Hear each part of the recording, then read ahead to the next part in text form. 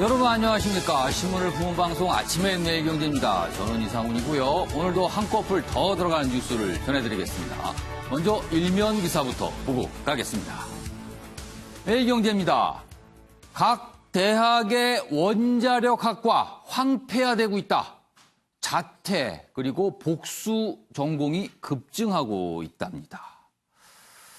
복수 전공. 그러니까 이 원자력학만 배워서는 안 되겠다고 생각을 하는 학생들이 늘고 있다는 거예요. 탈원전의 미래 불안감이 커졌다. 학생들이 살 길 찾아 뿔뿔이 흩어지고 있는 모습이다. 이렇게 전하고 있습니다.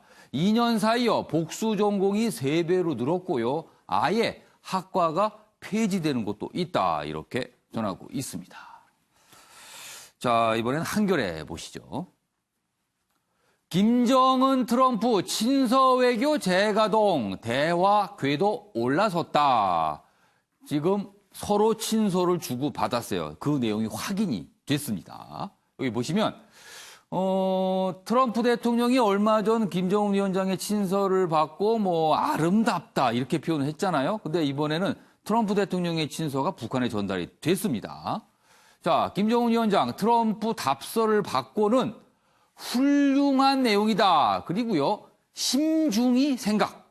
심중히. 오타가 아닙니다. 북한에서 이런 표현을 썼어요. 심중히. 굉장히 중시한다는 소리겠죠. 그렇게 생각을 해보겠다는 뜻입니다. 그리고 동북아 6개 국가 G20 회담 전후에 연쇄회담이 잡혀 있고요. 한반도 평화 시계가 돌기 시작했다. 이렇게 전하고 있습니다. 다음은 중앙일보 보시죠. 그림이요. 뭔가 나쁜 사람 그림이죠? 무슨 이빨을 드러내고 있는데요. 아동 성범죄자의 39% 그 동네로 돌아왔다. 이러면은 피해자는 어떻게 되는 겁니까? 그 얘기입니다. 서울 경기 지역 200여 명, 215명입니다. 전수조사를 해봤습니다. 그랬더니요. 84명이 출소 후에 범행이 벌어졌던 시군구에 거주하는 것으로 나타났습니다. 그러니까 그 동네로 다시 간 거예요. 어린이집, 놀이터 등에 나타나 아동시설 옆에 거주를 하는데 법적 제한은 없답니다. 그렇다면은 가해자가 다시 살던 곳으로 돌아왔어요. 그러면 거기에 계속 살고 있는 피해자는 이런 물음표가 찍히는 겁니다.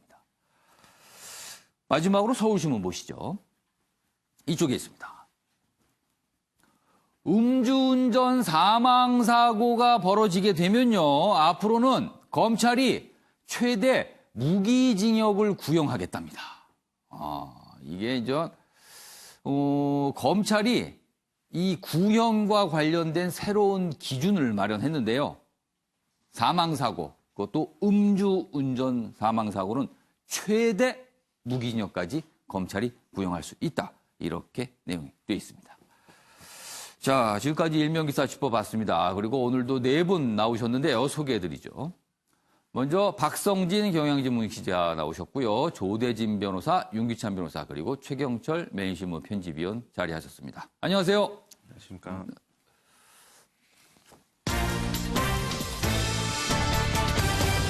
오늘 다룰 이슈들을 정리한 아침을 여는 키워드 4가지 준비되어 있습니다. 심중히 생각. 방금 전에 일면기사 북한에서 쓰는 표현입니다. 김정은 위원장이 이렇게 얘기를 했답니다. 그리고요. 만날 시간이 없다. 무슨 말일까요? 일본과 우리와의 관계가 저렇답니다. 그리고 전기료와 배임죄 뭔가 지금 충돌하고 있고요. 21년 걸렸다. 이렇게 해서 국내로 들어오신 분이 있습니다. 자, 이렇게 4가지로 오늘 내용 정리해 봤고요. 그럼 오늘 첫 번째 이슈는요. 북한과 미국과의 관계 그리고 친서 외교가 지금 벌어지고 있는데 그 내용부터 좀 다뤄보겠습니다. 먼저 첫 번째 기사 이렇게 제목이 좀 길게 달려 있습니다. 트럼프 친서 받은 김정은 만족한다. 흥미로운 내용이다. 그리고 심중히 생각한다. 표현이 여러 가지가 있어요. 만족, 흥미롭다, 심중하게. 이렇게 돼 있어요. 뭔가 아무튼 중요하다는 느낌이 확 와 닿습니다. 지금요. 자세한 내용 보시죠. 김정은 트럼프의 판단과 용기에 사의를 표한다. 어떤 판단이었길래 그런 거죠? 그리고요, 미국 북핵 해법 한 발 양보했다는 이런 얘기가 나오고 있고요. 트럼프 대통령 대북 제재 명령 1년 연장한다. 자, 이건 뭡니까? 김정은 위원장은 트럼프 대통령의 무슨 판단에 대해서 굉장히 높게 평가한다 했는데 트럼프 대통령이 지금 드러난 거는 대북 제재 명령을 1년 연장한다. 뭔가 잘 안 맞죠, 지금? 그러니까 지금 물밑에서 여러 가지 일이 있나 봅니다, 지금요. 그다음에 이번 주 방한 비건 메시지 주목한다. 비건 특별대표의 메시지가 무엇일까 관심이다. 이렇게 돼 있습니다. 자, 그러면요. 다음 이 화면을 봐주시면요. 이 친서, 궁금하죠? 그러나 내용을 알 수는 없습니다. 그러나 짐작은 뭔가를 할 수 있어요. 여기 사진 봐주시죠. 김정은 위원장이 지금 트럼프 대통령이 보낸 친서를 들고 읽는 모습이 북한 매체에 잡혔거든요. 그런데요.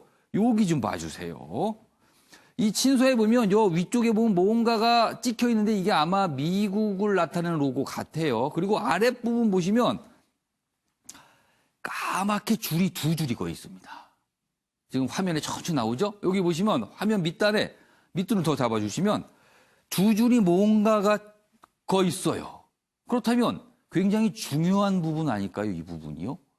이 줄을 읽던 김정은 위원장이 밑줄을 친 건지 아니면 트럼프 대통령이 아예 처음부터 밑줄을 쳐서 보내준 건지는 모르겠습니다만 이 부분 두 가지 내용이 뭔가 중요하다는 걸 보여줍니다. 답답하죠? 봤으면 좋겠는데. 근데 볼 수가 없습니다. 그래서 밑줄 갖고만 얘기하고 있어요. 자, 그럼 여기서 지금 다룬 내용과 관련해서 북한 방송에서 뭐 보도한 내용이 있습니다. 그리고 미국의 반응도 있거든요. 연속해서 영상으로 묶었습니다. 보시죠. 최고 용도자동 측에서는 트럼프 대통령의 친서를 읽어보시고 훌륭한 내용이 담겨 있다고 하시면서 만족을 표시하셨습니다.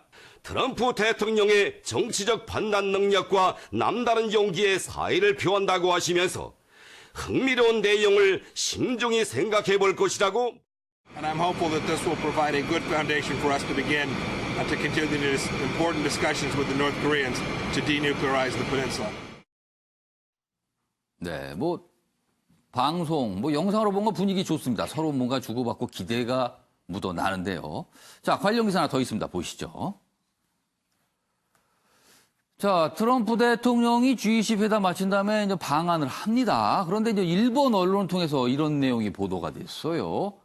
한미 트럼프 대통령 DMZ 비무장지대 시차를 조율하고 있다. 비무장지대를 간다는 거예요. 이번에 한국에 오게 되면요. 우리나라로. 비핵화 메시지 주목된다. 2017년 11월 방한 때는 그때도 DMZ를 가려고 했어요. 헬기를 통해서 가려고 했지만 안개 때문에 무산이 됐습니다. 그러자 일본 언론이 30일 청와대에서 문재인 대통령과 회담을 한 뒤에 트럼프 대통령이 헬기를 이용해 DMZ로 향할 예정이다. 이렇게 보도를 했습니다. 일본 언론이요. 그러나 청와대는요, 일본 언론 보도와 관련해서 아직 정해진 바는 없다. 이렇게 밝히고 있습니다. 이게 대통령과 관련된 사항은 사실 이게 경호 문제가 있어서 굉장히 신중하고 최종 직전까지는 잘 공개는 안 하거든요. 근데 지금 일본 언론이 미리 뭔가를 보도를 했어요. 그리고 청와대는 일단 정해진 바 없다는 입장입니다. 뭔가 분위기가 있긴 있네요. 그래서 조율이라는 표현이 나오고 있습니다. 자, 저희가 이제 연속해서 기사를 쭉 봤는데요. 먼저 박성진 기자께 질문 좀 드릴게요. 방금 본 김정은 위원장이 받은 트럼프 대통령 친서 지금 읽고 있는 모습 아까 있었는데 거기에 밑줄이 두 줄이 거의 있었습니다. 자, 궁금합니다. 그러면서 흥미롭다는 표현까지 썼어요. 그 밑줄 두 줄, 그 두 줄 위에는 무슨 내용이 적혀 있을까요? 좀 추정 좀 해주십시오. 추정하기에 앞서 이 예. 두 정상의 친서 외교는 세 예. 가지 측면에서 읽을 수가 있습니다. 이 첫째가 하노이 회담 결렬 이후에 이제 탑다운 방식은 안 될 것이다. 실무 접촉을 통해 가지고 바텀업이 돼야만 될 것이다라는 그 시중의 그 의견들을 불식시키고 다시 한번 이 탑다운 방식이 유효함을 보여주는 거거든요. 10여 차례에 걸쳐서 이 고비고비 때마다 이 두 정상은 위기를 돌파해 가지고 이 대화를 끊어 이어나갔단 이른바 정상 간의 직거래를 한 거죠. 네, 뭔가를. 그렇죠. 이런 걸 봤을 때 이제 두 번째로 시기적으로 보면은 죄송합니다. 시기적으로 보면 굉장히 미국도 그렇고 북한도 그렇고 시간에 쫓기는 걸 읽을 수가 있습니다. 예. 왜 그러냐면은 북한 측 입장에서는 미국의 선법이 바뀌지 않으면 대화에 응하지 않겠다고 계속 공언해 왔거든요. 그러면 시한까지 연말로 정해놨습니다. 예. 그런데 사실은 연말까지 갈 수가 없습니다. 왜냐하면은 트럼프 대통령의 일정이 예. 8, 9월부터는 벌써 이 재선 유세 일정이 잡혀있기 때문에 그때는 정상회담 할 엄두도 낼 수가 그러니까 관심이 없습니다. 재선으로 가지 여기 신경 쓸 일이 없다는 거네요. 그래서 북한 측 입장에서도 그 전에 뭔가가 예. 가시적으로 나오지 않으면 어렵다는 걸 알고 있는 상황에서 예. 트럼프 대통령 역시 마찬가지로 그 8, 9월 이전에 뭔가가 가시적을 내놔야만이 이 다음 재선과도 유리하다는 걸 분명히 읽을 수가 있습니다. 예. 그런 판단하에서 서로가 이 조급증을 드러내면서 어떻게 보면 친서를 서둘러서 서로가 핑퐁식으로 공개한 측면이 있어 보입니다. 그런 차원에서 봤을 때 이 희망적인 관측이긴 하지만은 외신에서도 나오고 있지만 그 내용으로 보면은 예. 크게 이제 두 가지를 이제 긍정적인 메시지로 봤을 때 첫째가 이 3차 정상회담을 하자. 예. 뭐 빠르면 판문점에서 할 수 있겠죠. 그리고 둘째가 이 외신 같은 경우는 조금 더 나아가는 쪽에서 예. 종전선언 가능성까지 얘기하고 있습니다. 이 종전선언은 아시다시피 이 평화선언으로 가기 이전에 이 중간 단계인데 그렇죠. 사실 그거 종전선언에 대한 양측이 느끼는 부담감은 좀 덜합니다. 북한 입장에서는 이게 그동안 주장했던 게 예. 정치적 선언에 불과했다고 주장을 하지만 예. 평화협정 가기 전에 종전선언을 함으로써 이 미국으로부터 체제 안전을 보호할 수 있는 단초를 마련했다는 입장이기 때문에 충분히 대화의 단초를 마련했다고 볼 수 있는 거고요. 또 미국 입장에서도 북한한테 종전선언을 함으로 인해 가지고 물질적 보상은 없는 거거든요. 그런 차원에서 봤을 때는 계속되는 경제적 예. 제재라든지 그런 일관성 유지할 수 있기 때문에 희망적인 예. 관측으로 말하자면 종전선언이나 3차 정상회담을 하자 뭐 이런 얘기가 들어갈 수 있지 않을까라고 그럼 그 생각됩니다. 밑줄 두 줄에 그 내용이 들어가 있다고 보시는 거예요? 희망적인 사항으로 아주 긍정적으로 예측한다면 가능하지도 않을까라고 지금 알겠습니다. 보고 있습니다. 자, 그럼 최영철 편집위원께 좀 더 구체적으로 그 밑줄에 지금 박성진 기사께서는 종전선언 그리고 3차 정상회담 정도를 구체적으로 어디서 하자는 그런 제안이 그 내용에 있을 것이다 그러는데 그럼 최영철 편집께서 그 밑줄 두 줄에 구체적인 표현이 무엇일까 좀 추정해 주세요. 외교문서는 구체적인 언급은 잘 하지 않죠. 예. 특히 정상 간의 예. 친서에 대해서는. 왜냐하면 그것이 나중에 결국에는 꼬투리가 되기 때문에 결국에는 외교라는 것은 항상 얼렁뚱땅한 은사와 단어를 쓰죠. 그럼 뭐 두루뭉술 그렇죠. 해갖고 이게 두루뭉실하게. 무슨 뜻인지 좀 애매한 그런 그렇죠. 표현들. My friend, 뭐 I miss you, 뭐 이런 식으로 내가 아주 miss 좋은, you. 그렇지 보고 싶어, 뭐 이런데 예. 네가 원하는 걸 내가 잘 알아. 그러니까 다음번에 만날 때는 네가 원하는 것을 갖고 한번 풀어보자. 예. 뭐 이런 식으로 아주 두루뭉실하고 예. 또 뜬구름 잡는식의 얘기를 했겠죠. 결국 외교란 것이 그런 것이기 때문에 외교란 것이 구체적인 것을 다 적어져 버리면 예. 다음번에 왜 약속 안 지켰냐고 결국 뒤통수를 맞을 수 있기 예. 때문에 저는 아주 완곡한 표현으로 예. 김정은의 기분을 좀 좋게 할 만한 그런 뭐 아까 제가 얘기했다시피 친구 뭐 보고 싶어 뭐 그럼 뭐예요? 친구 앞에는 마이 친구, 그다음 밑에는 보고 싶다 뭐 이렇게 쓴 거예요? 그러면 뭐 네가 밑에다가? 원하는 거 지난번에 다 하노이에 들었는데 예. 그거 내가 잘 알고 있어 뭐 이런 식으로 그런 식으로 적었고 결국 이것을 갖고 예. 김정은이 충분히 자랑을 할 수 있도록 그렇게 만들어줬다 이렇게 볼 수 있고 어차피 지금 김정은이 기분이 좋아하는 것은 예. 결국 트럼프 때문에 좋은 것이 아니고 예. 결국 시진핑을 만나서 시진핑이 뭔가 선물 보따리를 좀 안겨줬거든요. 그러니까 그 선물 보따리를 안고 미국을 상대하니까 이제 자신감이 있는 거죠.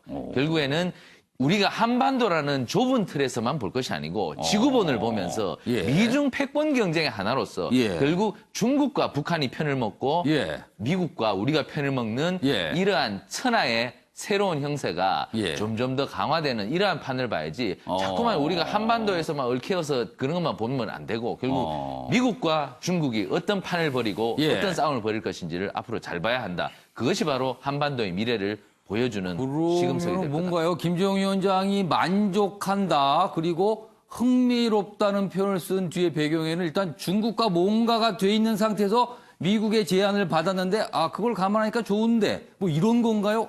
이거 셈법이 굉장히 복잡하게 갈 수 복잡해지는 거죠. 있겠습니다. 예.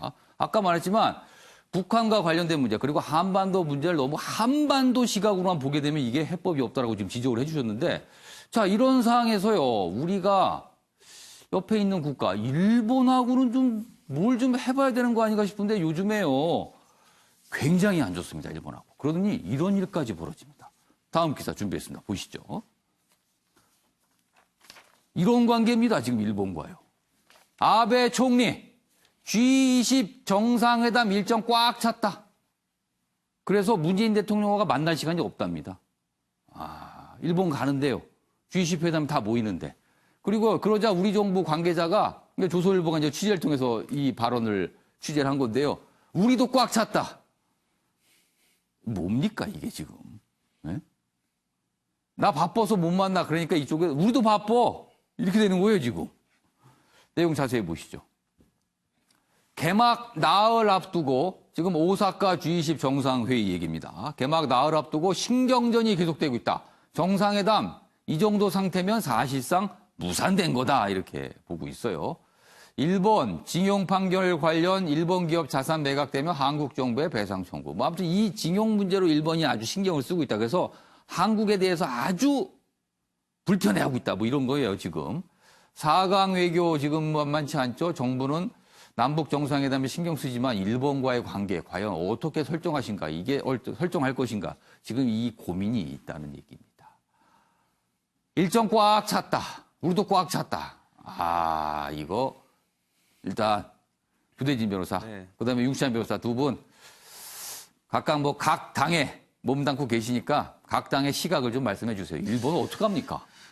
일단 제가 말씀드리면 일단 기사 예. 자체가 뭐 예. 같이 어깃장을 서로 놓는 것처럼 나와 있는데 실제로 어깃장은 일본이 그렇죠. 놓고 있는 거거든요. 아베 총리는 공식적으로 나온 거고요. 정부는 이제 취재를 통해서 우리의 반응이 무엇이냐고 이제 따서 다른 겁니다. 그렇죠. 여기다가. 그러다 우리 예. 정부는 지금 계속 주최국이 일본입니다. 예. 주최국이 일본이기 때문에 주최국을 안 만난다는 것 자체가 우리에게는 외교상 큰 문제가 될 수 있기 때문에 어떻게든 만나려고 지금 노력을 하고 안 있거든요. 만나는 것도 이상해요. 그렇죠. 그래서 우연을 가장한 이런 미팅 같은 거라도 만들어 보려고 여러 가지 시도를 하고 있는데 예. 일본이 지금 답을 주지 않고 있거든요. 근데 이유가 일정이에요. 예, 일정상의 이유라고 얘기를 하는데 사실상 바로 옆 나라에 있는 정상 국가도 만나지 않겠다. 아니 이게 듣기에 따라서는 그 일정상 어렵다라고 하면 굉장히 바쁘다는 걸 이해가면서도 그러면은 우리는 일정에조차도 들어갈 수 없는 상황이다. 이렇게 돼버리는 거잖아요, 지금. 그래서 저는 이게 뭐 한국과 물론 우리 대한민국이 예. 일본과의 그 정상 외교를 정상화해야 된다는 것은 뭐 맞는 얘기입니다. 예. 하지만 지금 일본이 지금 먹잇장을 놓는 이유가 사실상 말이 안 되는 자기 주장을 요구를 하고 있는 그 부분 때문이거든요. 예. 받아들일 수 없는 부분은 받아들일 수 없는 것입니다. 그러니까 그런 상황에서도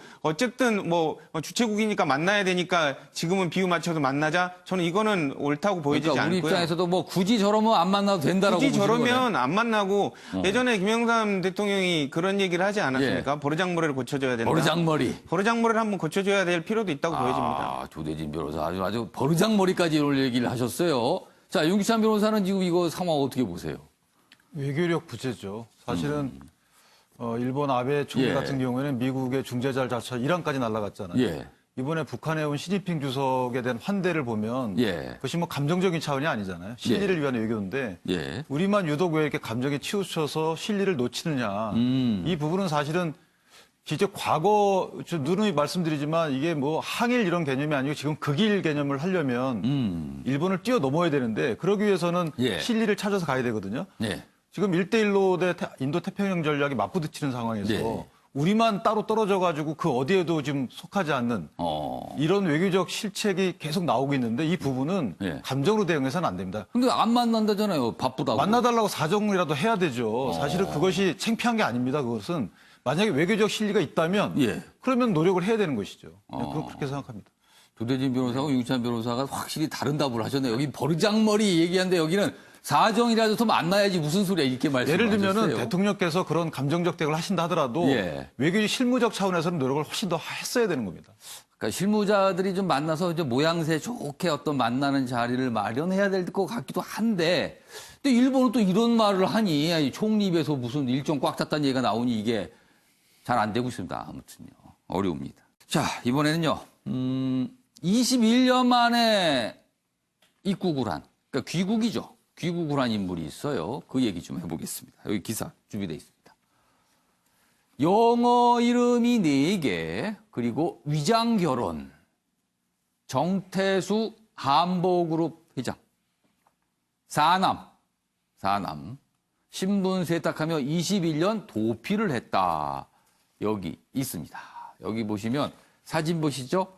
정한근 전 한보그룹 부회장입니다. 여기 보시면 320억 횡령한 혐의로 정한근 전 부회장 검거됐습니다. 뭐 엄청나게 많은 과정을 통해서 들어왔어요. 귀국을. 뭐 에콰도르부터 시작을 해서 뭐 파나마, 두바이 그리고 한국 거의 오는데 60시간이 걸렸습니다. 여기 보시죠. 1998년 한보 철강 비리 조사 후 행적이 묘연했다. 그런데 그동안 이제 해외로 나간 거예요. 지인 이름 사용하며 미국, 캐나다에서 도피 생활을 했고요. 미국에서 위장 결혼. 그런데 지문 정보 등 단서를 우리 수사 당국이 파악을 해서 국내로 들어왔습니다. 지금. 영주권, 시민권 취득 후에 에콰도르로 입국. 거의 내용을 이 도피 행각 21년 동안 여러 나라를 돌아다니면서 도피를 했고요. 그리고 뭐 시민권도 없고 결혼도 위장으로 하고 어떻게 보면요. 나중에 이분의 생활을 뭐 책이나 영화로 만들어도 굉장히 흥미진진하게 읽을 수 있는 상황인 것 같아요. 지금요. 뭐 엄청난 일입니다. 지금. 자, 아무튼 그래서 여기 있습니다. 경유지 파나마에서 구금됐고요. 57시간 만에 국내로 송환이 됐습니다. 아무튼 우여곡절 끝에 이렇게 국내로 들어왔어요. 근데 그럼 여기서 사실 궁금한 거는요. 부친이죠, 부친. 부친이진 정태수 전 한보그룹 회장. 지금 어떻게 됐는지 궁금합니다. 이분도 중간에 뭐 수사를 받았다 뭐 이런 과정이 있었는데 해외로 나가서 지금 행적이 묘연해요. 어떻게 됐는지 모릅니다. 그래서 그와 관련된 내용 여기 있습니다. 21년 만에 붙잡힌 아들 한모 몽통 정태수는 어디에 있는 것인가 과연 지금 여기 보시죠. 뭐 여기 정한근 씨, 사남이 정한근 씨 얘기 여기 쭉 설명이 돼 있습니다. 뭐 에콰도르 출국 5개국 공주로 공고했다. 자, 그런데 정태수 전 회장 여기 내용이 있습니다.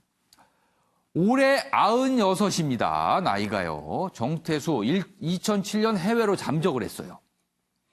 검찰은 키르기스스탄과 공조 추적 중이다. 지금 그 지역에 뭔가 있다는 걸 아마 검찰이 파악했나 봅니다. 그래서 이 키르기스스탄과 뭔가 공조해서 지금 뭐 얘기가 나오고 있어요. 그런데요, 붙잡힌 아들은요, 부친 에콰도르에서 사망했다라고 얘기를 합니다. 죽었다는 거예요. 그런데 검찰은 아직 사망 사실은 객관적으로 확인되지 않았다. 그래서 지금 뭔가 다른 나라와의 이 공조는 계속 진행이 되고 있다. 이런 겁니다. 뭔가 지금 다르죠? 아들은 지금 사망을 주장하고 있으나 검찰은 아직까지 그거 확인된 거 아니다라고 지금 얘기하고 있는 겁니다.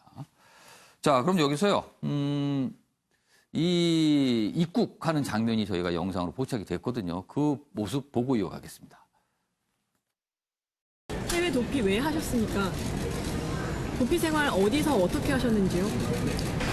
아버지 정태수 회장 어디 있는지 알고 계시나요? 어떻게 한 번도 안 들키셨어요? 에콰도르는 왜 가신 거예요? 조력자 있으셨어요? 가족분들 자진 입국할 생각 없으세요? 조대인 변호사. 아니 이게 21년 만이에요. 사실은 이게. 그러면은 굉장히 오래 걸린 거거든요. 근데 왜 지금 갑자기 들어왔을까요? 수사 결과가 지금 나온 건가요? 어떻게 된 겁니까, 이거는? 일단 가족의 행방을 찾았고요. 그 수사관이 계속 이제 추적을 하다가 예. 이 지금 정 씨의 그 가족들의 행방을 찾다가 그 가족들의 행방의 스폰서, 외국에 생활을 하려면 스폰서가 있어야 되거든요. 예. 그 스폰서가 그 정 씨의 지인인 걸로 확인이 됐습니다. 그래서 그 등록되어 있는 정 씨의 그 추적을 해봤더니 예. 그 정 씨의 지인을 추적을 예. 해봤더니 그 스폰서는 뭐 캐나다로 출국한 적도 없는데 예. 실질적으로 출국한 그 흔적이 나와 있고 정 씨의 지문과 그 일치된 걸로 신분 세탁이 돼 있었던 거죠. 그래서 추적이 됐던 겁니다. 그러면 검찰이 그동안 꾸준하게 조사를 해왔던 거군요, 그러면. 그렇죠. 계속 조사를 해온 그 개가라고 볼 수가 있죠. 21년의 끈기군요, 그러면. 그러니까 사실상 예. 검찰도 대단하지만 예. 사실상 제가 6개월 도망 다녀본 사람의 얘기를 들어봤는데 예. 정말 도피하다 보면 6개월만 다녀도 차라리 잡히고 싶은 싶다라는 생각이 든다고 합니다. 그럼 21년이에요. 그러니까 21년이면 아예 그냥 어떻게 보면 도덕적으로도 정상적인 생활을 하겠다라는 의지가 강했던 걸로 보이고요. 그리고 저런 정상적인 생활을 가능하게끔 해줬던 조력자들이 분명히 있을 것으로 보이기 때문에 예. 이런 부분에 대한 수사들도 있어야 될 것 같고요. 그리고 나름대로 정 씨가 되게 판단을 되게 법적으로 판단을 여러 가지를 한 것 같아요. 송환을 하는 과정에서 에콰도르도 거치고 파나마도 거치고 그러지 않았습니까? 근데 거기서 이제 파나마에서 법적 절차를 진행할 거냐 아니면 한국으로 들어올 거냐라고 물어봤더니 한국으로 들어오겠다라고 이렇게 판단한 걸로 그게 더 유리한 건가요? 예, 그렇게 더 판단한 걸로 생각이 됩니다. 그렇기 때문에 여러 가지 본인이 잡혔을 때 법적 상황도 고려를 하면서 이렇게 도피 생활을 하고 있었던 것으로 보입니다. 정한근 씨가 올해 54입니다. 그럼 21년을 빼면요. 33이 됩니다. 30대 초반부터 50 초반이 될 때까지 도피 생활한 거예요. 20년 넘게요. 이게 상식적으로는 참 엄청나다고 느껴집니다. 그런 기간이요, 벌써. 그렇죠. 그 시간 동안 도피를 하려고 생각한다는 것 자체도 되게 의문이긴 하지만 그 기간 동안은 어떻게 보면 잡기 위해서 노력해온 수사기관의 그러니까 당국도 검찰도 대단합니다. 진짜 집념을 21년 가지고 동안. 쫓아다녔던 것 같습니다. 꾸준하게 뭔가를 알아보고 수사하고 해서 결국은 국내로 송환했다 이 얘기네요. 자, 윤기찬 변호사. 자, 근데 전 관심사는 부친인 정태수 전 회장의 행방입니다. 지금 아들은 사망했다고 주장을 하고 있고 검찰은 지금 중앙아시아 국가 어딘가에 있다고 파악을 하는 것 같아요. 그래서 그쪽과 공조한다는 얘기 나오는데 정태수 전 회장 만약에 사망이 되면 이거 어떻게 되는 겁니까? 사망이 되면 종결이 되는 거죠. 지금 이분이 아마 추징금도 꽤 있는 걸로. 그럼 다 그런 건 없어지는 겁니까, 그냥? 그 추징금에 대해서는 상속이 되지 않는 걸로 알고 있어서 그 부분은 아마 종결이 되는 것 같고. 근데 아마 출생 연도를 비춰보면 94세인가 6세 되신 96세 살아계신다면 90이 넘었어요. 근데 아마 아들 진술에 따르면 에콰도르에서 작년에 돌아가셨다 이런 얘기 나오는 걸 봐서는 출입국 기록 좀 체크해 보면 아마 어디로 갔는지 여부 또는 아들의 이제 진술이 필요한 부분이 근데 저분이 아마 가명 이런 거나 신분 세탁을 좀 했을 수도 있거든요. 그래서 출입국 기록만 체크해서는 에콰도르에서 다른 데로 갔는지 여부에 대해서 확인이 쉽지 않다. 그래서 아마 글쎄요, 사망했는지 여부를 확인하는 것이 일단 제일 우선이다 이렇게 생각이 됩니다. 그러니까 사망 여부 확인하는 것도 만만치가 않겠네요. 혹시라도 신분이 바뀌어서 다른 나라 갈 수도 있는 거고 실제 에콰도르 사망했다라면 그 사망의 증거가 있어야 되는 거고. 만약에 유해가 있다 그러면 유해가 있으면은 근데 그게 매장이 돼서 그렇죠. 지문 채취가 어려우면 유전자 감식 아들이 지금 살아 있기 때문에 아마 그걸로 유전자 감식이 가능하지 않을까 싶기도 한데. 그건 과학적 기법은 생각해봐야 될 것 같습니다. 사실 정태수 전 회장 한보 사태는요, 그 이후에 우리나라가 외환위기로 가는 과정에 있었던 일이었거든요. 90년대 후반을 기억하시는 분들은 한보 사태가 얼마나 큰 거였는지 아마 지금 새삼 느끼실 텐데 아무튼 대단한 일이 있었어요, 그 당시에. 그리고 그 주인공들이 지금 다시 또 등장을 한 겁니다. 검찰을 통해서요. 자, 이번에 사건 기사죠. 고유정과 관련된 내용이 또 추가로 좀 나온 게 있어서 좀 이어가 보겠습니다. 여기 화면 좀 봐주시죠. 자, 고유정 얼굴이 알려졌죠? 그런데요, 경찰에서 신상 공개 결정을 이달 초에 했습니다. 그런데요, 그 공개 결정을 하자마자 이의 제기를 한 겁니다.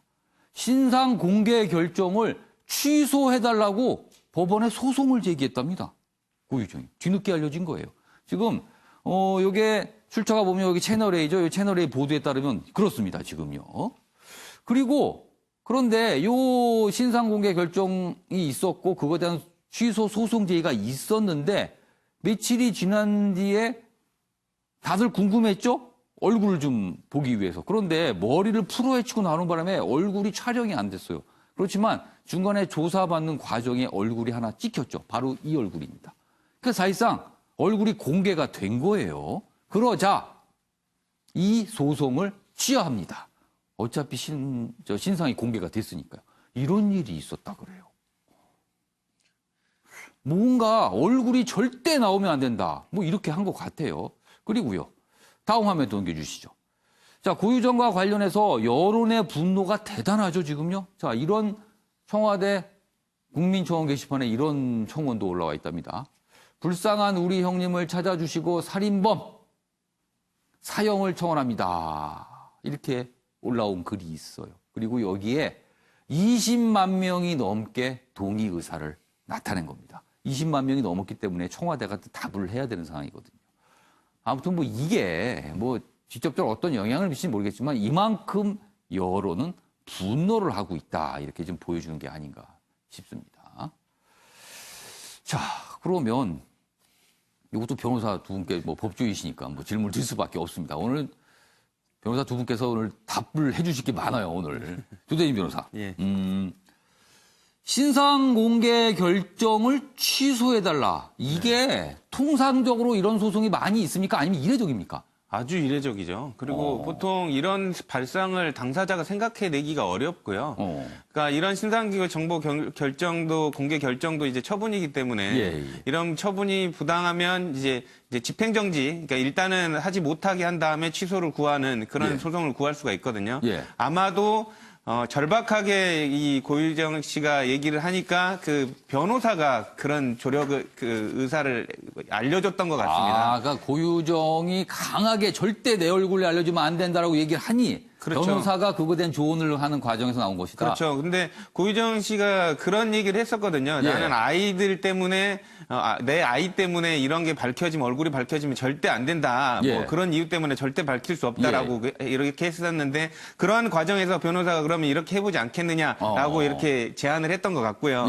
근데 변호사 입장에서 보면은 이거는 그 공판이 예정돼 있는 상태에서 볼 때 결코 재판부가 좋게 보지 않습니다. 그렇게 소송을 제기한 자체를. 그렇죠. 반성하는 게 아니라 본인 얼굴 나갈 거 먼저 걱정을 하느냐라고 이렇게 비춰져 가지고 아주 조금 안 좋게 보여질 가능성도 있기 때문에 조금 성급하게 판단한 거 아닌가 이런 생각이 듭니다. 지금 이 앞에 화면 좀 다시 봐주시죠. 지금 본인이 이제 신상공개 결정 취소 소송을 제기했다는 게 이게 채널A 보도에 따라서 나온 내용인데요. 자, 윤시한 변호사. 그동안 고유정의 범행 동기에 대해서 정확하게 밝혀진 게 없다. 추정만 있었거든요. 근데 조금씩 지금까지 나온 거 보면은 새로운 완벽한 가정을 꾸리기 위한 목적이 아니겠느냐. 이렇게 좀 뭐 추정이 돼요. 근데 이 부분도 범행 동기는 어느 정도 추정할 수 있는 대목일까요? 그러니까 이 얼굴이 알려지면 안 된다는 이유가 가족들을 보호하기 위해서라. 이런 얘기가 나오거든요.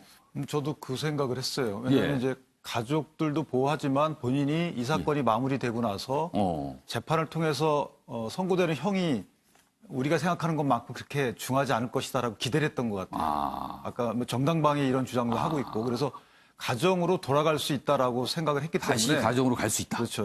거기에 도움이 되지 않는 신상 공개 같은 경우에는 좀 막고자 했던 좀 집착을 했던 것 같아요. 그런데 뭐 알다시피 그렇게 기대하기는 어려운 상황이고 또 하나는 저 부분이 아마 본인이 신상 공개 결정에 대한 그 처분 취소 신청을 했다 하더라도 변호사가 상담하면서 이건 인용되기 어렵다라는 또 결과에 대한 예측을 줬겠죠. 그래서 그게 또 그것도 반영돼서 양형 부담도 있었을 테고 여러 가지 측면인데 동기면에서 보면 말씀하신 대로 가정에 대한 유지 이런 굉장히 강한 뭔가 거기에 대한 뭐라 그럴까요? 뭐라고 표현합니까? 그 하여튼 그 의도가 있었다. 왜곡된 동기죠. 어떻게 보면 그래서 상당히 그 부분이 집착 수준이었다라는 생각이 듭니다. 자. 조대진 변호사 하나 추가적으로 질문 드릴게요. 지금 경찰에서 굉장히 중점을 두고 있는 게 이 전 남편의 시신을 찾고 있거든요. 근데 지금 발견이 안 되고 있어요. 근데 만약에요, 이 상태로 발견이 안 됐습니다. 그리고 더 이상 찾을 수가 없어요. 그러면은 재판은 진행될 거 아닙니까?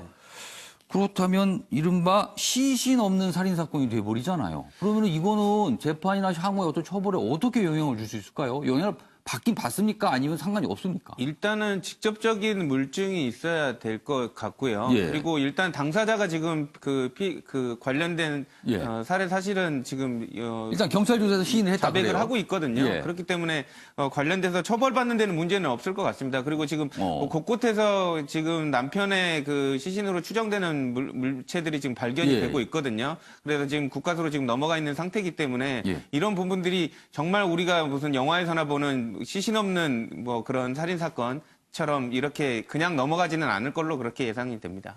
만약에 고유정이 재판 과정에서 본인이 남편을 살해했다, 이게 검찰이 얘기한 거를 부인해버리면, 말을 바꿔도 부인해서 난 절대 죽이지 않았다. 그리고 시신도 못 찾았지 않느냐. 행방불명된 거다. 이렇게 나가면 어떻게 됩니까? 그러니까 그거를 이제 소위 말하면 법정에서 뒤집기 한다라고 이렇게 우스갯소리로 얘기를 하는데 일단 검찰에서 이제 피신 조서를 작성을 할 때 검찰에서 진술한 내용 자체가 본인이 예를 들면 무슨 다른 뭐 그 진술을 할 때 여러 가지 그 불법한 조건에서 있지 않은 상태로 자백을 했으면 그 말이 그 검찰에서 진술한 게 맞느냐 이것만 확인하거든요. 이게 그 내용 진정 성립 자체를 인정을 하게 되면 그 법정에서 그 내용을 부인했다고 하더라도 검찰에서 했던 그 진술 조서 자체는 증거 능력이 그러니까 있게 검찰에서 됩니다. 한 진술은 증거가 된다는 거죠. 그렇죠. 증거가 되기 때문에 법정에서 뒤집기를 한다고 하더라도 그 검찰에서 했던 진술들이 휴지 조각이 되지는 않는 그러니까 것이죠. 조대진 변호사 설명대로라면 그런 제가 아까 했던 그 질문 같은 걱정은 안 해도 된다는 거네요. 네, 그렇습니다. 자,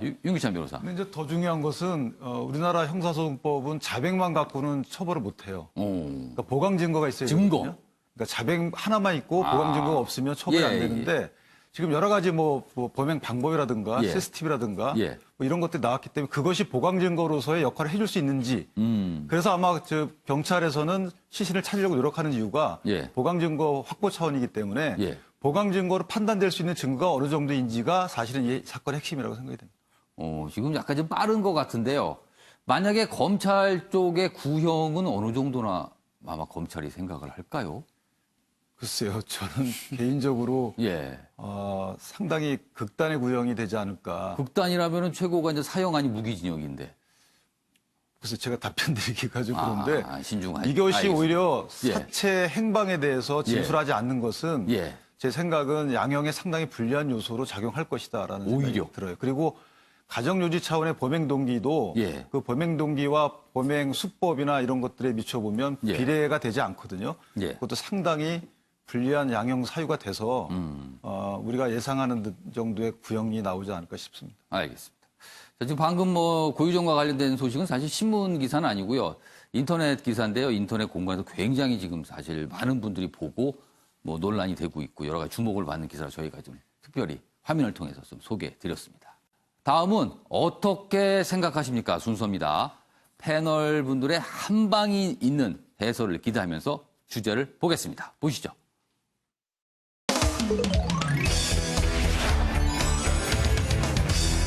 오늘 어떻게 생각하십니까? 주제는요, 전기료 관련 내용이네요. 전기료 놓고 고민에 빠진 한국전력, 한전이다. 이렇게 주제가 되어 있습니다.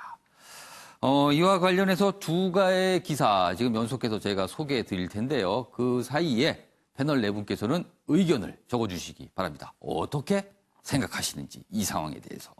그 앞에 적어서 걸어주세요. 먼저 국민일보 기사입니다. 한전. 정부가 얼마 전에 발표했죠? 누진제 개편안 보류를 했습니다. 보류. 정부가 이렇게 하기로 한 건데요. 누진제 개편안, 뭐 내용이 어렵습니다만 한마디로 여름 전기료를 좀 깎아주는 거예요. 대략 뭐 가구당 한 10,000원 정도씩. 자, 근데 보류를 했어요. 여름철 전기료 인하에 빨간불이 들어왔다. 한전이 당사자인데 지금 당사자가 이거 안 되겠는데요. 약간 이런 내색을 한 거예요. 여기 보시면 한전의 소액주주들 개편안 통과시키면 배임 혐의로 소송을 제기하겠다고 경고했답니다. 그러니까 이 누진제 개편안을 실천하기 위해서는 한전이 아무래도 손해를 보게 되는 거잖아요. 전기를 덜 받게 되니까. 그러니까 소액주주들 입장에서는 뭐야, 내가 갖고 있는 이 주식이 이거 뭐야, 피해오는 거 아닌가? 이러면서 이거 배임 혐의로 소송하겠다. 이렇게 얘기가 나왔다는 거예요. 그래, 정부도 마땅한 카드가 없어 고심이다. 이렇게 되어 있습니다. 내용 좀 더 자세히 보죠. 여기 지금 몇 가지 내용이 소개되어 있습니다. 강조가 되어 있는데요.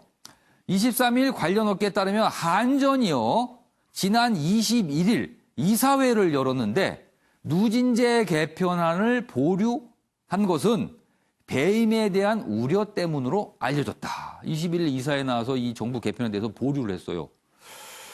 자, 앞서서 소액주주들은 한전 이사회가 회사에 손해를 끼치는 개편안을 통과시킬 경우 배임, 위쪽으로 갑니다. 배임 혐의로 소송을 제기하겠다고 경고했다. 자, 이런 이유, 그러니까 소액주주들이 왜 이렇게 나왔는지 그 이유가 좀 설명돼 있습니다. 한전은 폭염이 기승을 부렸던 지난해 7월, 8월 2달간 전기요금을 깎아줬는데요. 그 깎아주면서 약 3천억 원의 손실을 떠안았답니다.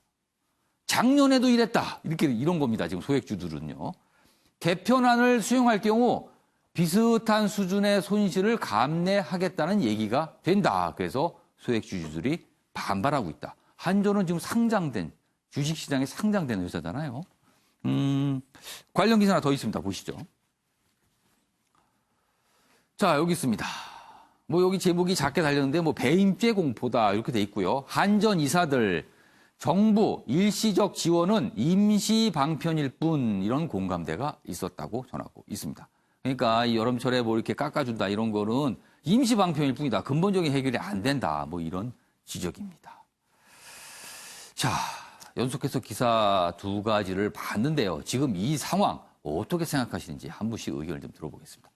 먼저 거꾸로 한번 가볼까요? 최영철 편집위원부터 어떻게 생각하시는지 들어보겠습니다. 네, 정부가 첫 단추를 잘못 꼈죠. 결국에 에너지 정책을 너무 독단적으로 탈원전을 조기에 시행하는 바람에 결국에는 한전이 이 지경이 될 수밖에 없는 것이죠. 한전이 이렇게 이 지경이 된 것에는 결국에는 정부가 값비싼 에너지원을 갖고 와서 한전 보고 전기를 공급하라고 하니 한전으로서는 결국에는 버텨내기 힘든 것이 됐고 아무리 한전 이사회라도 이 사안을 통과시키기에는 힘든 상황인데 결국 정부가 특정 기업에 대해서 이렇게 눌러서 해결이 될 수가 없는 겁니다. 탈원전이라는 것이 모든 것이 연결된 것이기 때문에 그리고 예전에는 우리가 애국심을 강조해서 한여름에도 에어컨을 끄라고 그랬습니다. 참아라. 참고 지내야 한다. 그것이 국가를 위한 길이다. 하지만 이제 생각이 바뀌었지 않습니까? 냉방복지라는 얘기가 나옵니다. 그럼 뭐 필수다. 그렇죠. 이제 에어컨을 틀어라. 이렇게 나오지 않습니까? 정부가 앞장서서 틀으라고 하면서 그러면 한전은 비싼 전기를 대야 되는데 비싼 전기를 대지 못하는 상황에서 정부는 에어컨을 틀으라고 얘기하니 지금 모든 것이 온 매무새가 엉망이 돼버린 거죠. 결국에는 이제 첫 단추부터 다시 끼워야 됩니다. 탈원전으로는 냉방복지를 이룰 수가 없습니다. 다른 에너지원이 태양광이든 천연에너지원이 좋다면 모르겠지만 그것을 할 수가 없다는 것이 확인이 됐지 않습니까? 잘못된 것을 되돌릴 수 있는 정부의 용기 있는 정책 전환이 필요한 때입니다. 최영철 편집위원은 요 전기료 문제를 이제 원전 정책과 관련돼서 설명을 해주셨어요. 그것에서 벗어날 수가 없죠. 알겠습니다. 자, 이번에는 박성진 기자께서는 어떻게 생각하시는지 설명해 주세요. 이게 지금 필수 사용량 보장 공제로 인한 누진제 개편안 그 작년 같은 경우 이걸로 약 3천억 적자를 봤다는 거 아닙니까? 이게 이제 주주 입장에서는 이게 그야말로 울고 싶은데 뺨 때리는 격이죠. 이 한전 주가가 한때는 이 4만 원대에 갔던 게 지금 아마 2만 원대 중반 정도로 내려왔습니다. 많이 빠졌네요. 엄청나게 빠진 거죠. 여러 가지 요인이 있겠지만 그런 상황에서 지금 또 이 전기료를 또 이게 누진제 개편안을 통해서 한다고 하니 이게 소액주주 입장에서는 배임 혐의로 충분히 걸만한 사안이죠. 이런 경우는 한전 입장에서도 지금 적자로 전년근을 하는 와중에 이런 소액주주들이 해주면 사실상은 정부한테 보존안을 내달라 할 수 있는 읍수하거나 소위 말해서 개선안, 합리적 개선을 내달라고 요구할 수 있는 합리적 근거가 생기는 거죠. 그런 상황에서 봤을 때는 아마도 지금 아까 최 의원 말씀하셨듯이 이 냉방복지라는 게 사실 보편화되어 있습니다. 이 군부대 같은 경우는 전 군에 다 이 에어컨이 들어가 있고 냉방 그러니까 그런 만큼 또 에너지 수급량은 늘어날 수밖에 없는 상황에서 이 누진제로 인해서 적자폭이 계속 늘어난다고 그러면 한전을 받을 수가 없는 거죠. 결국은 제가 전망하기에는 이 정부도 좀 당황해하고 있는 것 같습니다. 그런 상황에서 정부도 아마 어떤 대책을 마련해야 되는데 추경에도 예산이 관련 예산도 없고 하지만은 어떻게든 간에 이 국민들이 정서를 또 감안해서는 안 할 수가 없기 때문에 그 개편안을 마련하고 난 다음에는 시간이 좀 걸릴 수밖에 없는 거거든요. 아마 소급 적용하지 않을까 생각합니다. 그래서요. 그럼 지금 이렇게 소액주주들이 반발하고 있잖아요. 이거 해결을 어떻게 해야 됩니까? 세금으로 그냥 그걸 메워야 되나요? 아니면 다른 방법이 있을까요? 정부에서 그러니까 세금으로 메우는 방안이든 지원 방안을 어떻게 해서 머리를 짜내야 되는지 아마 지금 굉장히 지금 산업통상자원부 입장에서도 굉장히 이게 머리 아픈 문제인데 이게 제가 보기에는 작년에도 똑같은 문제가 있었거든요. 작년에도 이 예산을 어떻게 마련하느냐 내부에서 논란이 많았는데 올해 또 이런 사안이 반복될 걸 뻔히 얘기했으면서도 다시 어떤 커다란 대안이 없이 이걸 다시 또 강행한 정부한테는 약간의 준비성이 없었다고 볼 수 있는 거죠. 이런 것까지는 생각을 못했던 것 그런 같네요. 소액주주까지 나설 줄은 몰랐던 것 같습니다. 알겠습니다. 주대진 변호사, 네. 일단 이게 배임죄 성립 가능성은 어떻게 보세요? 그러니까 저도 그 부분을 생각을 했었는데 어쨌든 예. 누진제 개편을 하는 것이 국민들 예. 입장에서는 필요한 건 사실이거든요. 예. 근데 이게 지금 한전에서 적자를 계속 보는 상황에서 또 이 누진제를 개편을 할 경우에 이제 적자폭이 더 커진다는 그런 부분들 때문에 그렇죠. 그 한전의 이사진들이 이사회에서 이런 결정을 할 경우에 배임의 소지는 있어 보입니다. 그런데 이제 배임의 판단이라는 것이 이게 종이 한 끗 차이기 때문에 예. 어떻게 보면 종이 한 끗 차이에 중간에 서 있다고 봐야 될 수도 있을 정도로 이게 판단이 어렵거든요. 그렇기 때문에 이제 필요한 부분은 예. 관련된 배임죄에 관련된 부분에 그 고민을 할 정도로 이사회가 지금 그 대안을 못 내놓고 있지 않습니까? 예. 그러니까 정부가 장기적인 대책으로 좀 아까 말씀해 주셨지만 장기적인 대책을 통해서 이게 배임죄가 안 될 수 있는 탈출구를 좀 만들어줘야 되지 않나 그런 생각이 좀 듭니다. 그게 뭔지를 모르겠어요. 그 탈출구가. 그거를 연구를 해야 되는 게 정부의 역할이 아닐까 생각이 됩니다. 윤기찬 변호사 보시기엔 그 탈출구가 어디 있습니까? 일단은 그 한전이라는 데가 전기를 사가지고 유통시키는 예. 데잖아요. 그러니까 탈원전 정책을 일단 폐지해야죠. 전기를 싸게 공급받을 수 있는 방안을 마련해 놓고 단기적으로 보면은 지금 예. 한전이 주주 구성을 보면은 정부가 51% 갖고 있어요. 예. 나머지 49%가 이제 기타 주식인데 예. 그럼 이걸 이사회에다가 책임을 지울 게 아니고 예. 아예 주총을 열어서 기재부 장관, 기재부 장관과 통상부 산업부 장관이 협의해서 결정할 게끔 돼 있으니까 예. 본인들이 책임지고 어떤 법적 책임을 감수하면서까지 본인들이 결정을 해야죠. 그 방법이 제일 나은 거. 근데 주주총회 열면은 소액 주주분들께서 엄청 반발하실 거 아니에요.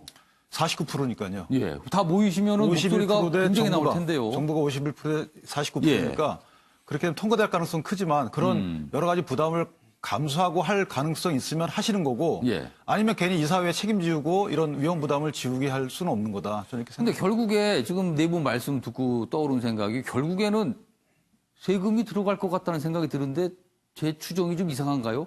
다른 방법이 없어 보여요. 지금 세금 말고는. 그러니까 세금이 들어가야 되는 부분에 대해서는 예. 저는 전체 국민을 위한다면은 예. 이게 복지라는 측면에서 당연히 필요하다고 보여지고요. 예. 지금 한전이 지금 엄청난 적자를 뭐 기록하고 있는 것 같아가지고 뭐 배임죄 예. 논란을 얘기를 하는데 예. 사실상 한전이 그 전까지만 하더라도 뭐 4조 이상의 순수익을 남기고 있었던 상황입니다. 영업이익을. 예. 그렇기 때문에 지금 이제 와서 본다면 누진제 제도를 개편하는 과정에서 들어가는 세금은 어떻게 보면 복지로 가는 지름길이다, 뭐 아니면 마중물이다 그 정도로 생각하는 게 좋을 것 같습니다. 그러니까 세금이 왠지 들어갔던 상황인데 근데 세금을 들여도 만약에 전체 비용이 3천억이면은 3천억을 다 세금으로 할 것인지 아니면 일부는 한전이 대라올 것인지 뭐 이런 또 논의가 또 있을 것 같으네요. 왠지요 지금.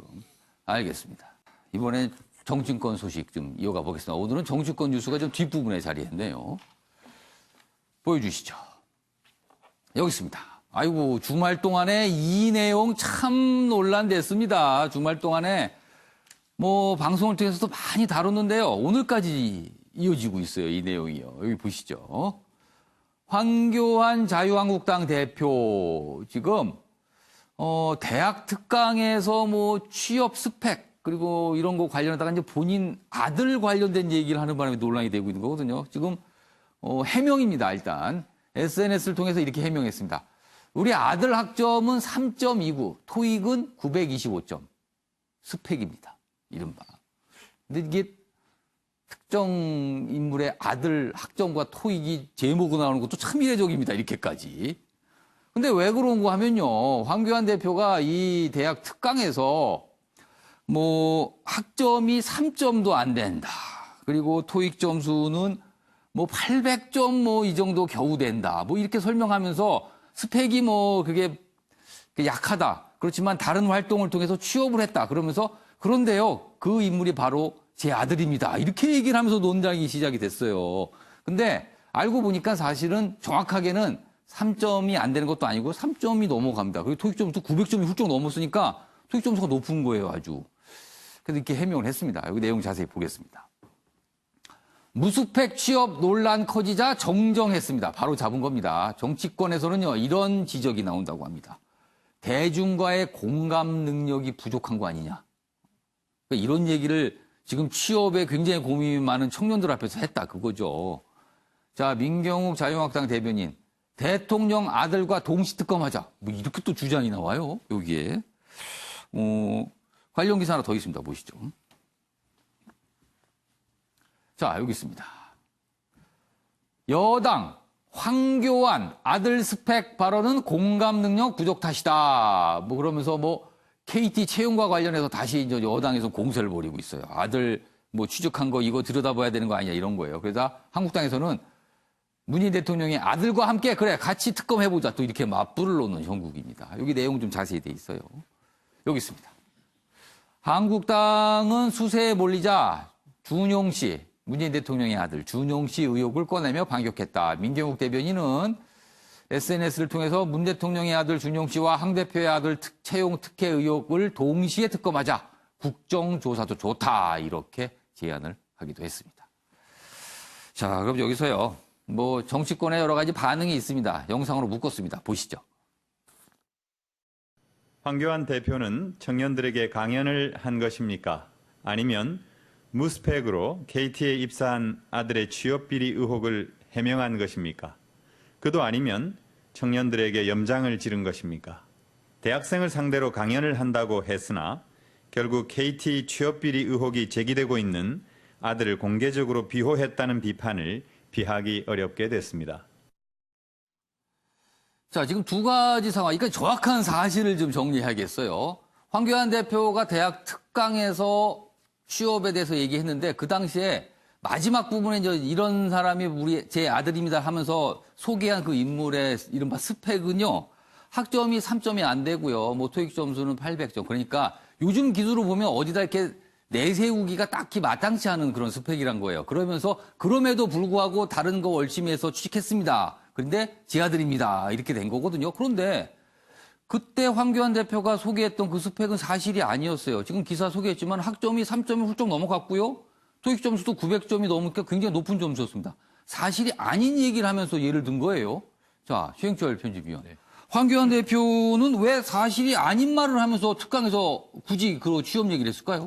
이게 원고에 없었던 것 같아요. 예. 결국에는 그 보좌관들이나 당 사무처 직원들이 황교안 대표의 아들이 뭐 점수가 어떤지 그리고 뭐 어떻게 해서 그렇죠. 취업을 했는지 그렇게까지 쓰진 않았겠죠. 그렇죠. 몰랐겠죠. 그러니까 황 대표님이 결국에 연설을 하시면서 네. 조금 기분이 좋아지셨다든지 뭐 어떻게 뭔가가. 예화를 좀 동원을 해야 하는데 예화 동원할 게 없으면 결국 아들을 동원한 것 같은데. 이른바 특강에서 애드립으로 한 거예요? 그렇죠. 애드립을 하신 것 같은데 결국엔 애드립을 하셨는데 그런데 결국 아버지가 아들에 대해서 정확하게 잘 모르지 않습니까? 아들이 뭐 학점을 몇 점 받았는지 그 토익 점수가 몇 그렇죠. 점인지. 정확하게 아시는 아버지 분들도 계시겠지만 많은 분들은 모실 것 같아요. 그렇죠. 그러니까 그 정도인데 예. 애드립의 그 아들의 소재를 이용을 하면서 결국에는 말 실수를 하셨는 거 아닌가. 그리고 아들에 대해서 잘 모르시면서 아들에 대해서 그렇게 좀 과잉 칭찬을 하셔버리니까 결국에는 아들 자랑한 거 아니냐 이런 프레임에 결국 그 갇혀버리셨는데 예. 대표님께서 공인을 향해서 공인인데 예. 공중 앞에서 강연을 할 때는 조금 어떠한 소재든지 예. 동원할 때는 보좌관들이 써준 것을 바탕으로 해야지. 자꾸만 애드립을 많이 넣다 보면 예. 요즘처럼 이렇게 공격 대상만 찾는 상대편에게 이용당하는 것이 아닌가. 그리고 황 대표님도 조금 이제 구름 위에서 좀 내려올 필요가 있다. 상대를 생각하고 강연 듣는 사람들의 처지를 생각해야지. 예. 자꾸만 자신의 입장만 생각해서 강연을 하다 보면 눈높이가 맞지 않다. 이제 대학 강연하실 때도 마이크를 들고 밑으로 내려오시고 예. 그리고 자신이 걸어왔던 법무부 예. 장관, 국무총리 예. 이러한 캐리어를 좀 버리시고 이제 내가 좀 더 낮은 서민을 향해서 내려간다는 생각하시고 강연하시고 말씀하시면 조금 더 앞으로는 좀 부드러운 강의, 공감 있는 강의 이런 것이 될 것 같습니다. 조대진 변호사는 황교안 대표가 왜 특강에서 굳이 정확한 사실이 아닌 걸 예를 들면서 저 얘기를 젊은이들 앞에서 했을까? 이유가 뭐라고 보세요?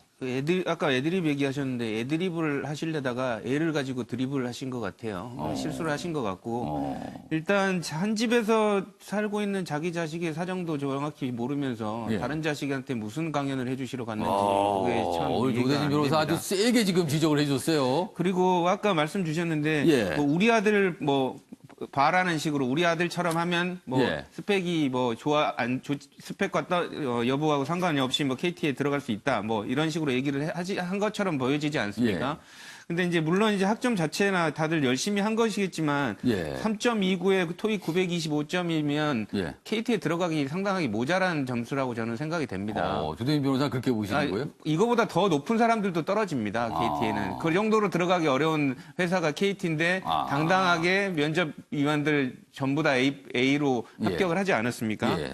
그래서 저는 이제 궁금한 게 본인은 채용 비리에 관련된 부분이 전혀 없다고 얘기를 하지만 저는 궁금한 게 왜 KT만 나오면 전부 다 자유한국당에 계신 분들이 자제분들이 다 KT에 근무를 하고 있는지 그게 우연의 일치인지 아니면 다른 것의 결과인지 한번 물어보고 싶습니다. 그건 지금 뭐 그냥 조대인 변호사가 이제 지적을 해준 건데 그건 지금 뭐 모릅니다. 지금 뭐 어떻게 되는지.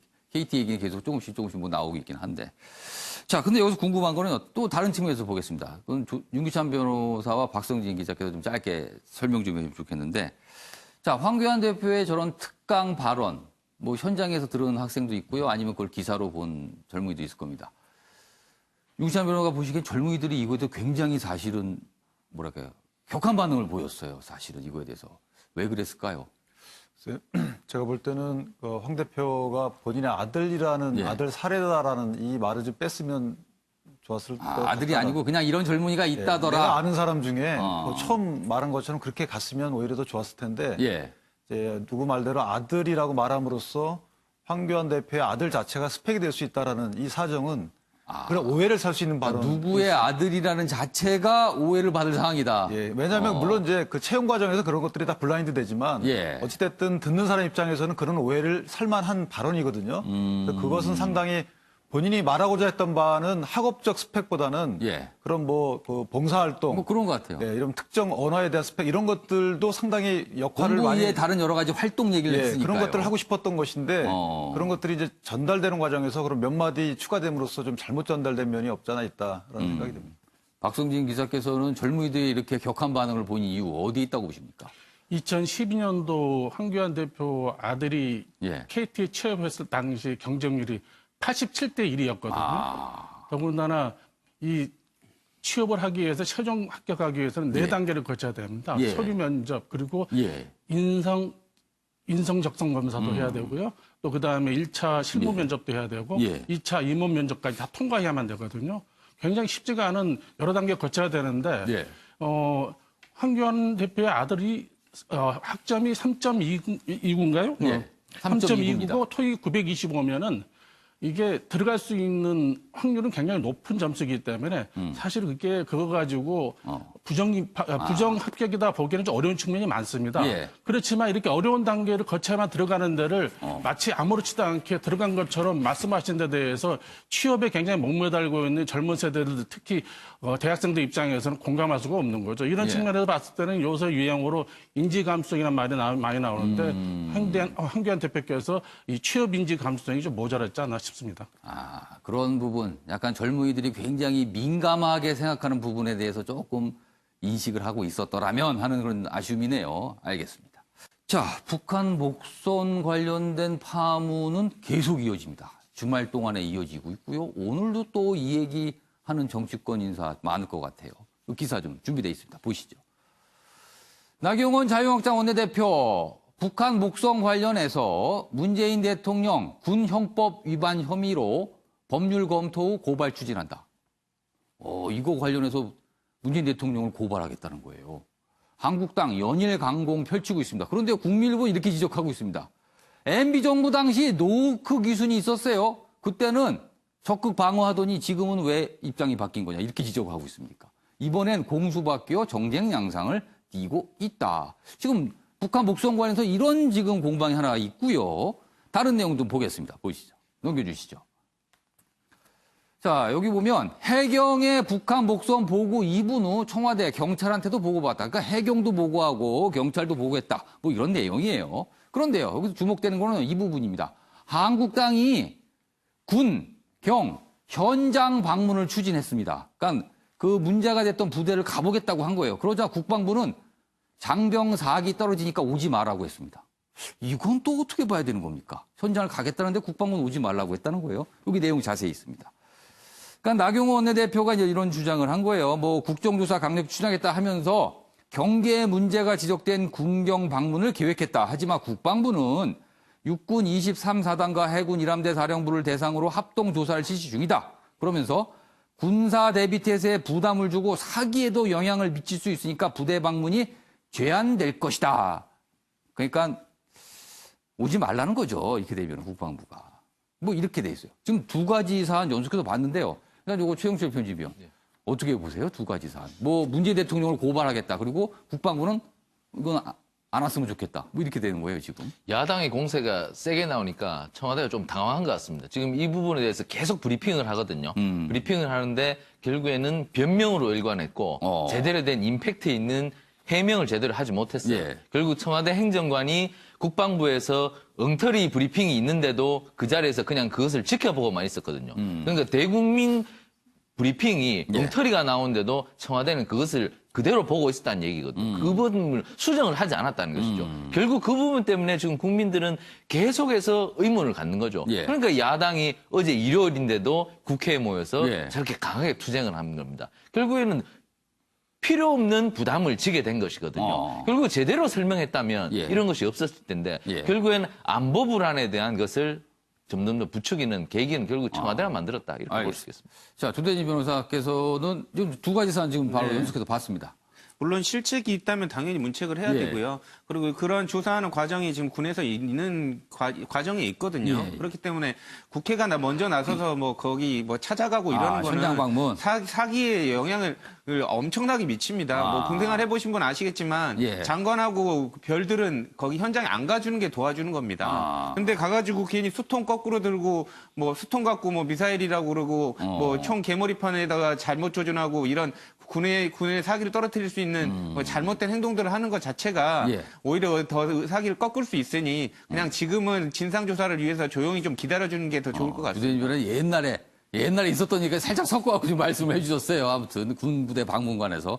자, 박성진 기자. 지금 뭐 시간이 한 1분여 정도 있는데 전체적으로 두 가지 내용 어떻게 보셨습니까? 네, 그러면 짧게 말씀드리겠습니다. 첫째, 이 군용법 위반 혐의로 고발하겠다는 거는 거꾸로 얘기하면은 천안함 때도 사실 고발할 사안이고요. 그리고 연평도 포격 사건도 고발할 사건이고 가까이는 또 여기 노크 기승 사건도 고발할 사안입니다. 이게 여야가 바뀌었다고 하는 거는 조금 정치적인 성향이 너무 있는 것 같고요. 제가 보기에는 가장 큰 문제는 정권하고 관계없이 보수 정권이든 진보 정권이 관계없이 브리핑하는 이 습관적인 게 문제가 되는 겁니다. 이 군에서는 SC라고 그래가지고 전략적 소통이라는 말을 사용합니다. 근데 이게 국민들과 아주 정확하게 소통을 하는 게 아니라 불리하면은 숨기고 유리한 거는 길게 얘기하고 이런 식의 브리핑이 습관화되다 보니까 애초부터 첫 단도 잘못 끼운 거죠.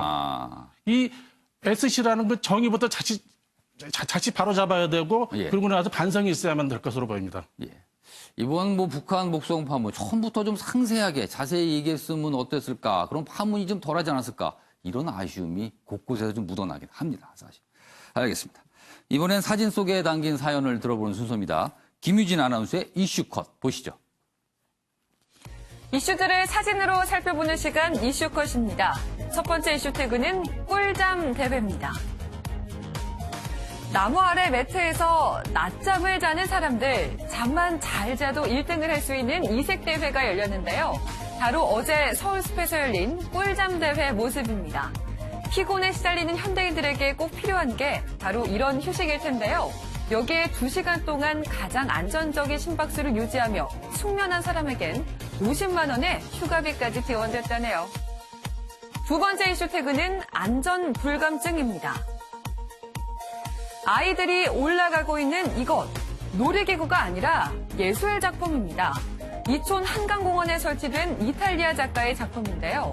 높이 8m의 이 작품 앞엔 타고 올라가지 마세요라는 경고판까지 설치되어 있지만 이렇게 아이들의 놀이터가 돼버렸습니다. 게다가 일부 부모는 작품에 매달릴 수 있도록 아이를 잡아주기까지 했다는데요. 사고가 나면 늦습니다. 주의가 필요할 것 같네요. 마지막 이슈 태그는 중앙선 침범입니다. 김현미 국토교통부 장관과 박원순 서울시장 등이 자율주행 버스를 탔습니다. 지난 토요일 상암 자율주행 페스티벌에서였는데요.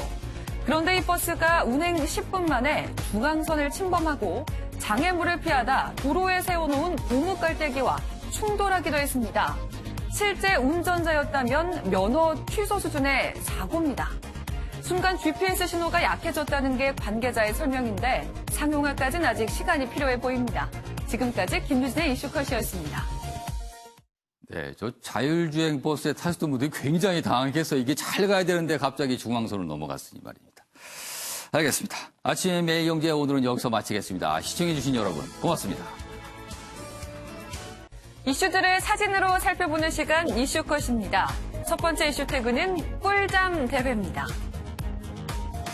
나무 아래 매트에서 낮잠을 자는 사람들, 잠만 잘 자도 1등을 할 수 있는 이색 대회가 열렸는데요.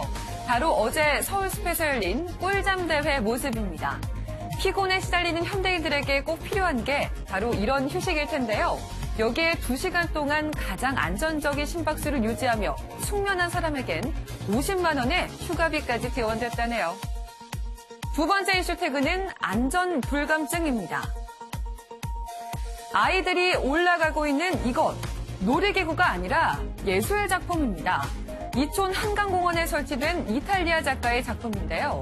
높이 8m의 이 작품 앞엔 타고 올라가지 마세요라는 경고판까지 설치되어 있지만 이렇게 아이들의 놀이터가 돼버렸습니다. 게다가 일부 부모는 작품에 매달릴 수 있도록 아이를 잡아주기까지 했다는데요. 사고가 나면 늦습니다. 주의가 필요할 것 같네요.